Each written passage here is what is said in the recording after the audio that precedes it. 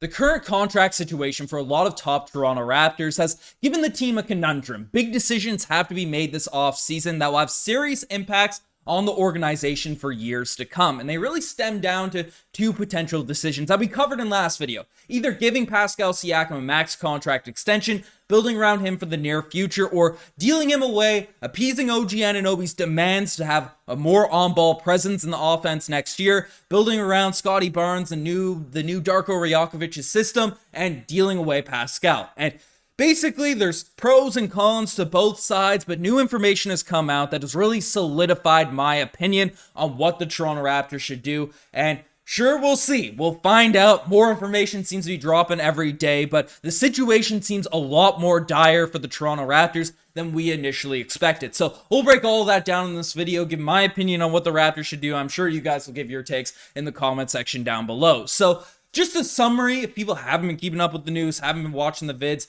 the Toronto Raptors have had Pascal Siakam in trade rumors for the past month, and things have really amplified over the past week or so. Reports have come out that the Atlanta Hawks, the Indiana Pacers, the Orlando Magic are all teams that have been in discussions. Pascal Siakam is not down there in Vegas with the team when it feels like, with exception of Gary Trent Jr., the rest of the roster has essentially been down there, supporting the group, supporting the team, especially with the practice facility that they built out. And there's lots of drama going on behind the scenes. Basically, the team, they've apparently had light discussions, but nothing that intensive on a potential contract extension for Pascal Siakam. He's an unrestricted free agent following this season, so the team could potentially lose him for nothing. If they go into next year, they don't give him an extension, and they don't really intend on giving him the money he deserves out there on the open market. So decisions really have to be made right now. What you want to do with Pascal Siakam, what's going to happen, and that's why we've seen all these rumors pop out. But the other piece of this that's been a big sort of important factor for Masai Ujiri, Bobby Webster to keep in mind in this whole situation is OG Anunoby is also an unrestricted free agent following this season, and he wants an on-ball role. Reports have also come out that he's likely going to get a max contract extension as well, according to Grange. And now that one, I don't know. We'll see what happens on that front. But basically, OG Anunoby wants more of a role. He wants a lot of money. And with Pascal Siakam in the lineup, it doesn't seem like he'll get either. So you're really picking between Pascal Siakam and OG Anunoby. And the thing that has looked bad for the Toronto Raptors, which seems a lot worse given the reports that we'll dive into, now basically, the trade packages we could get for Pascal Siakam are horrible. They are bad. They are not deals that would have me excited whatsoever. They're better than nothing. They're better returns than letting him walk for free agency for absolutely zero, like we've seen happen with Kawhi Leonard, Danny Green, Serge Ibaka, Marc Gasol. We only got Precious Achiuwa back for Kyle Lowry. Fred VanVleet walked for nothing. The returns for Pascal Siakam are better for nothing, but they're not that much better. They're not something that you'd be really encouraged about, dealing away a guy who has been a star for your team. And in fact, these deals seem to be a lot worse. It's basically news has come out in the Indiana Pacers talks, right? I was saying on these videos, Benedict Mathurin would be a guy that I'd need to see in one of these trade packages. Lottery pick a couple seasons ago is a scorer, a bucket getter, but, isn't close to the level of player Pascal Siakam is right now, but could potentially develop into that type of guy. But no, not Benedict Mathurin. He's not going to be in any Indiana Pacers trades. We're not getting any player, definitely not a Halliburton, definitely not any, those high-level young prospects.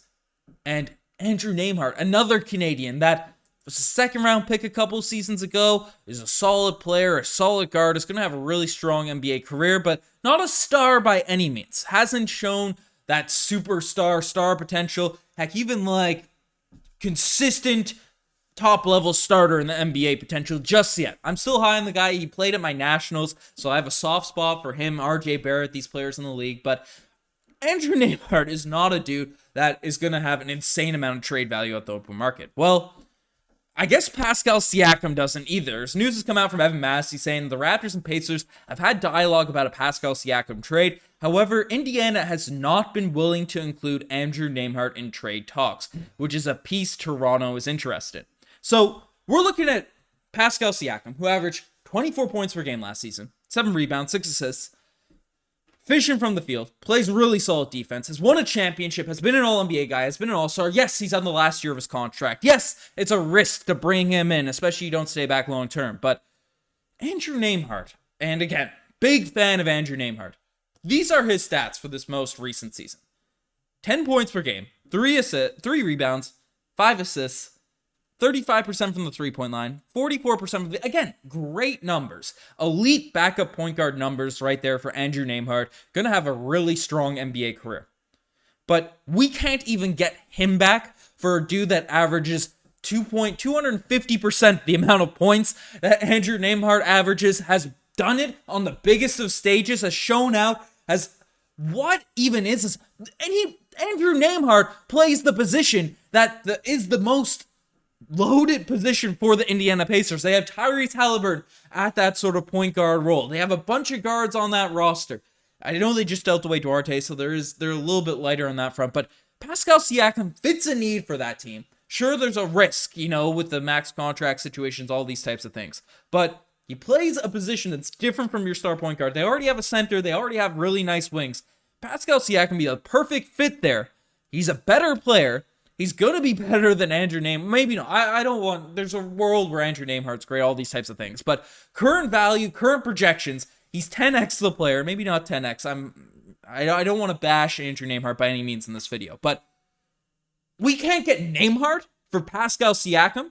This is the situation that we're currently dealing with. These are the types of packages. This is the current open market value for Pascal Siakam. That is ridiculous. If these are the type of deals that we're going to get back for Pascal, we've talked about different things, Hunter, bad contracts, the Hawks. No one's excited about the deals the Atlanta Hawks could potentially send our way. We've heard about other teams, we heard about this, but if we can't even get Andrew Nembhard from the Indiana Pacers, there's no world. If that's the realm, the universe, right, that Pascal Siakam's value is currently at, it would be a fireable offense. And I am a big Masai Ujiri fan. And maybe I'm just frustrated by this report that has come out here now. It would be foolishness. It would be insanity. It would be ridiculous to deal away Pascal Siakam. I get the youth movement. I get appeasing OG Anunoby. Pascal Siakam is a much better player than OG Anunoby is right now, right? He has the brunt of the offense, our defense on other teams loaded in on him every single possession. And if this is the return we'll get for a guy, we're better off just running him back next season and letting him walk next summer. Having a season to figure out, give it a go, even if you don't extend him. Like, this return is not even an Andrew Nembhard level player. It's silliness. It's foolishness. Just run it back with this team, or in my opinion, give Pascal Siakam that max contract extension. And then if you don't feel like things will work out, given all the reports, it seems like that's the current paradigm, the thought process of the front office for the Toronto Raptors, deal away OG. I've never come out and overtly said trade away OG. He's one of my favorite players, if not my favorite Toronto Raptor on the current roster. He's an amazing defender, knocks down threes, he's young and all these types of things. But if he's going to be getting a max contract extension, you're debating whether the value, I know Pascal's will be worth more and there's future cap implications and all these types of things. But if you're debating on just paying either Pascal or OG Anunoby, you go the route of Pascal Siakam. I don't care about the Scottie Barnes timeline. Pascal Siakam's not some 35-year-old washed-up player. He still has 5-6 years left in his prime. He fits past Scottie Barnes more, right? He plays the 4, Scottie plays the 3. OG and Scottie are more so the same position. Like, for this type of return, we cannot. It is not acceptable to trade away Pascal Siakam for this type of value. It would be insane. The other packages, the rumors, we haven't heard official deals, but if it's at the point where we can't even get Andrew Nembhard, that would be unacceptable to accept, irresponsible, ridiculous to accept any of those types of packages. Pascal Siakam wants to stay. He wants to be in this organization. Giving him a max contract extension right now would not be crippling for the franchise. We'd be able to deal it. If he's locked in on multiple years and things don't work out, that contract will be able to net a lot more return. If the team that's acquiring him will have a lot more years on his deal, figure out a market, wait till a market sort of position where a team is looking for a player the level of Pascal Siakam. Don't trade him for scraps right now because you're a big fan of OG Anunoby. And I'm the biggest OG stan there is out there. This type of deal, this type of route the Raptors seem to be treading down right now would be horrific. It would be devastating for this team. keep Pascal, keep this timeline. Like, let's not just blow it up for the sake of it. And the thing about it as well, right, where things have shifted apparently with the front office decisions, Fred VanVleet's departure, all these types of things, just 2 weeks ago, or however many weeks ago the NBA draft was, the New Orleans Pelicans and Toronto Raptors, coming from Zach Lowe, weren't ready on draft day to pivot away from Zion Williamson, Pascal Siakam, or OG Anunoby. And this is given in the context to trade for the 3rd overall selection in this year's NBA draft. So just 3 to 4 weeks ago, we weren't willing to trade Pascal OG Anunoby for Scoot Henderson, a dude that could be a perennial all-star, superstar, whatever you want to call him in the league. And currently, Raptors fans, given the reports that we can only react to the reports that have come out, given all the leaks, given all the information that's come out around this team, we are relegated to being hesitant to trade for Scoot Henderson, a potential superstar, to we can't even get Andrew Nembhard, was a 2nd round pick a couple seasons ago, as a backup point guard on a team that was tanking last season. This can't happen. This can't happen. This has been a disjointed video, a frustrated video, but I don't know. I've been reserved. I've been coming out just, re-aggregating, giving takes, giving opinions on everything that's come out. But after everything we've seen, after all of the information that's come out now at this point, I've made my stance firm. Unless new information comes out, we will react to it all. We'll break it all down. But I do not want to trade Pascal Siakam firmly. I don't care the implications on OG. I don't care the implications on hindering the development or anything like that. If this is the return we get for Pascal Siakam, it is unacceptable and irresponsible. That's my take. Let me know what you guys think in the comment section below. The trade rumors, reports, the madness has been getting crazy at this point, and I always want to hear what you guys have to say. But you guys are the best to make this far. Subscribe to stay up to date with everything regarding the squad. Anyways, I'm signing out. Cheers.